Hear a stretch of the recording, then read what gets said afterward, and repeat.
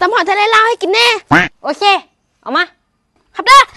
อุ้ยคือโยนอันนี้บอกกันนี่ว้าวเอ้าซากอุ้ย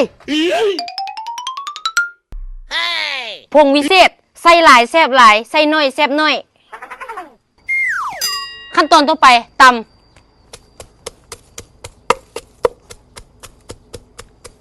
ขั้นตอนต่อไปปลาแดก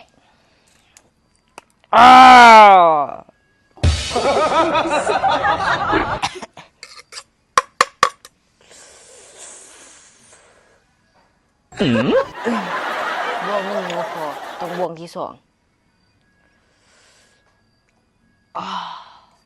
หมักหุ่งลงไปสลีลงไปมากเล่นนี่ข้าวปุ้นที่ขาดบ่ได้ก็คือหอยทะเลลาวนี่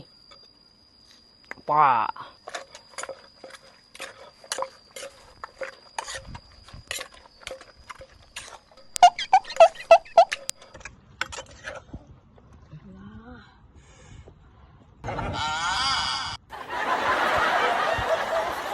เอาสิบ้าง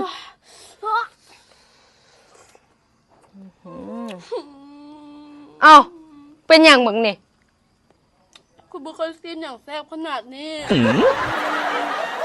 ยกเลยท้องเลยปะอะไรได้